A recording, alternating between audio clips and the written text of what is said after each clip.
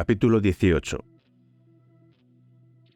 No hay nada como un nuevo despliegue en zona de combate para aclarar las ideas. Eso es lo que conseguimos transcurridos menos de 2 meses desde el rescate del capitán Phillips.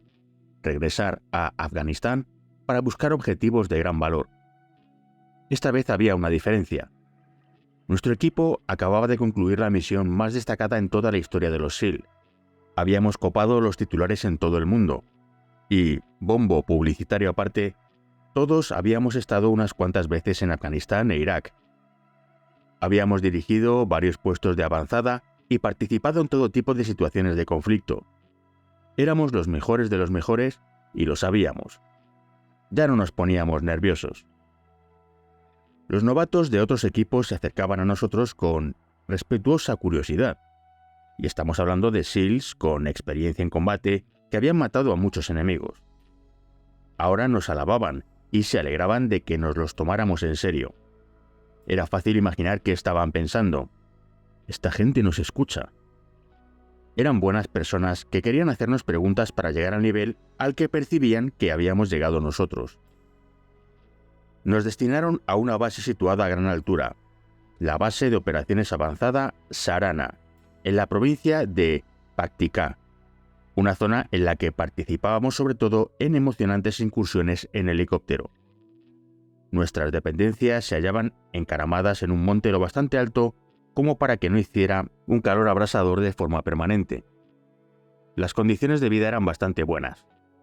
El escuadrón anterior había construido las instalaciones y nos había dejado un gimnasio increíble con un televisor plano de 70 o incluso 90 pulgadas. Lo único que recuerdo es que era enorme. Los utilizábamos para ver vídeos de entrenamientos y, cuando habíamos terminado por la noche, íbamos al gimnasio a jugar con la consola. En aquel momento, el Guitar Hero era muy popular. Lo poníamos a un volumen atronador y nadie protestaba. Al final y al cabo, estábamos en el gimnasio. John y yo competíamos intensamente a Maiden NFL. Competíamos en todo, incluso en quién preparaba el mejor café de cafetera francesa. Y el gimnasio era el lugar en el que hacíamos el draft de fantasy fútbol. ¿He mencionado que también había bar? Era principalmente para que tuviéramos un lugar en el que pudiéramos reunirnos para hablar de trabajo, preparar café y mascar tabaco. La vida estaba bastante bien. Más o menos cada 3 días nos encomendaban una misión. La mayoría de los objetivos realmente valiosos se habían trasladado a Pakistán, pero teníamos abundante información sobre fabricantes de artefactos explosivos y nos encantaba cazarlos porque eran responsables de muchas bajas estadounidenses. Ahora conocían nuestras tácticas y sabían que de noche eran vulnerables, así que tenían una casa donde fabricaban las bombas de día y volvían a Pakistán cuando oscurecía. Intentábamos atacarlos durante el trayecto. Normalmente iban en motocicletas, con las que podían alcanzar unas velocidades de vértigo. Nuestro personal de espionaje los localizaba y nosotros salíamos a por ellos desde el aire. Para mí eran las operaciones más divertidas, porque sabías que no durarían mucho, que no tendrías que caminar y que podrías disparar a blancos en movimiento desde un helicóptero. Como decía, era divertido, pero aún así muy peligroso. Uno de los nuevos no tardó mucho en descubrirlo. Acababa de finalizar el curso de selección y estaba participando en su primera incursión. Dimos alcance al habitual grupo de enemigos en motocicleta y empezamos a disparar más adelante para que frenaran.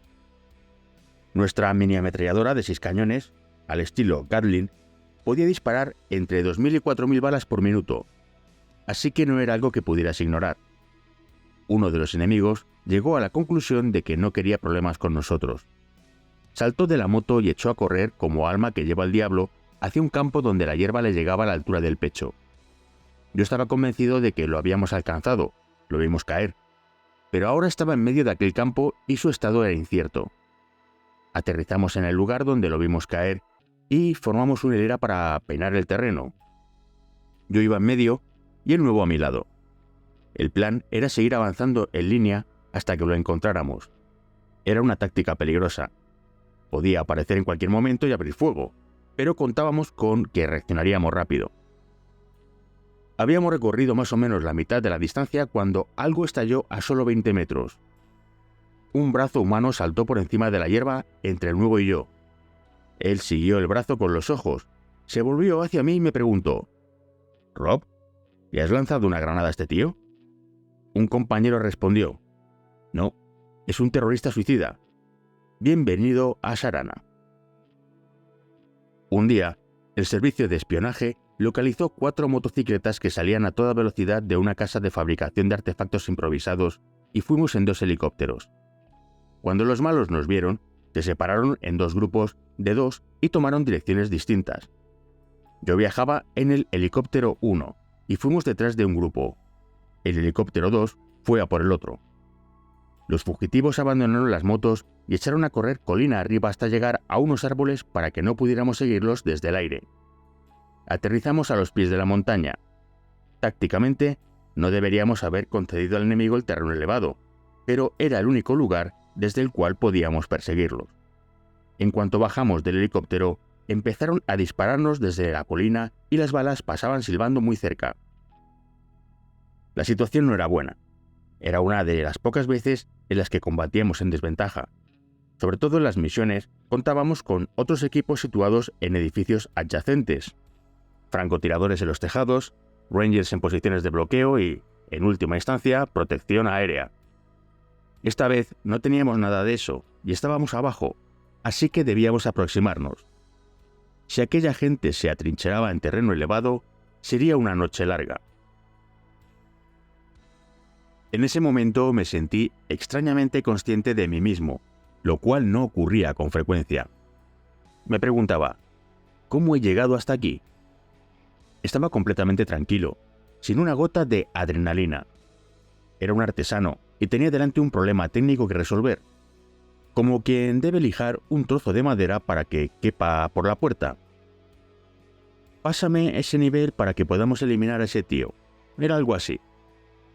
Llamé a mi jefe por radio. «Estaba pensando», le dije, «que voy a llevarme a 2 hombres. Atacaremos por el flanco».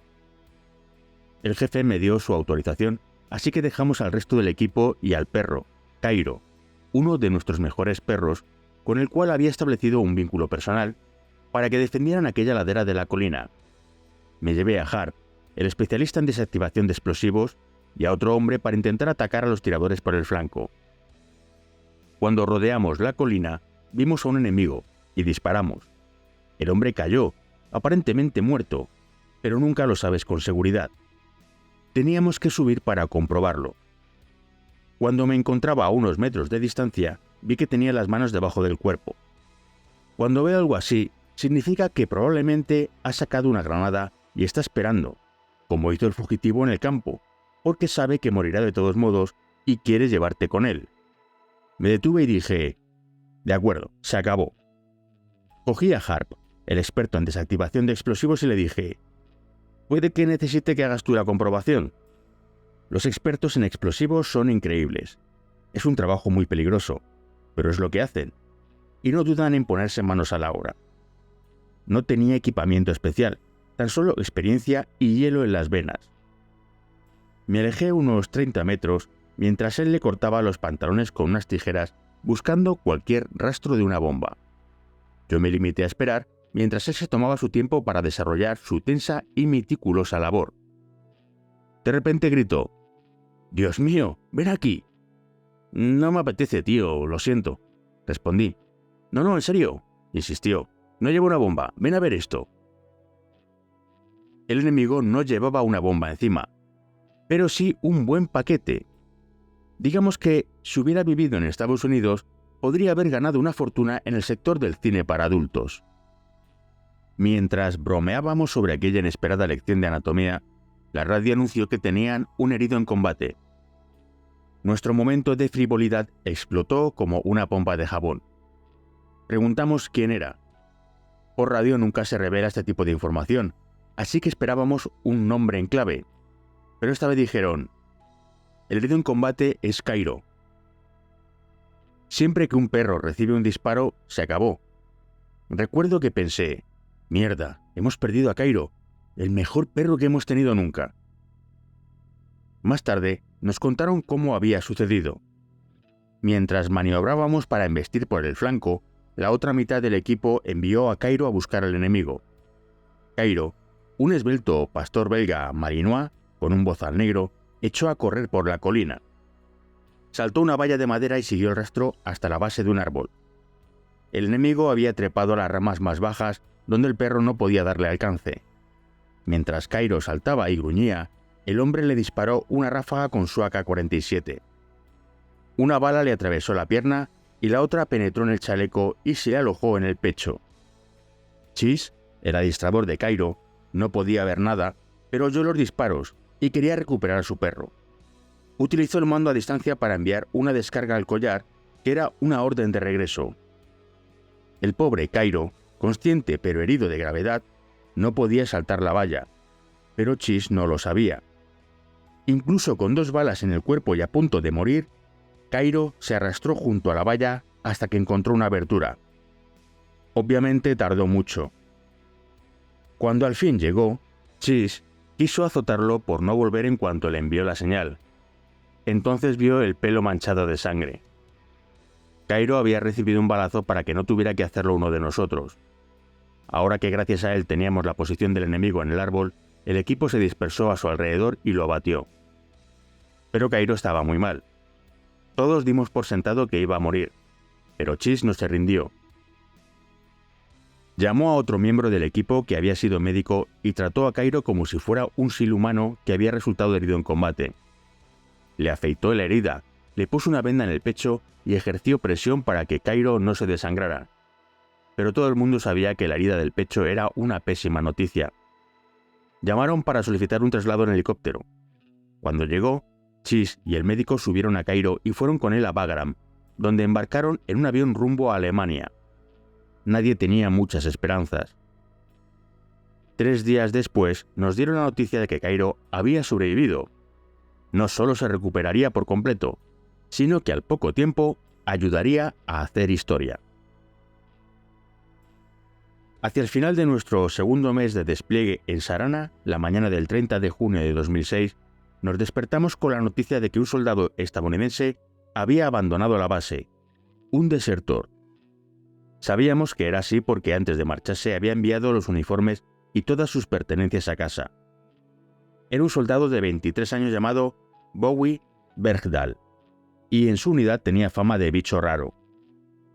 Cuando nos levantamos seguía desaparecido, pero los talibanes no tardaron en capturarlo. Los miembros del Centro de Operaciones Tácticas habían interceptado una conversación telefónica entre un aldeano y un comandante talibán. La conversación decía así: Aldeano: hemos encontrado a un estadounidense. ¿Lo queréis? Talibán: ¿qué quieres decir con que lo habéis encontrado? Aldeano: lo encontramos cagando en una cuneta. ¿Lo queréis? Talibán: sí, lo queremos. No volverá a cagar a gusto. Oímos muchas historias sobre aquel inadaptado social. Luego trascendió que antes de viajar a Afganistán le había dicho a un amigo: si este despliegue es aburrido, me largaré a las montañas de Pakistán. Pero éramos comprensivos.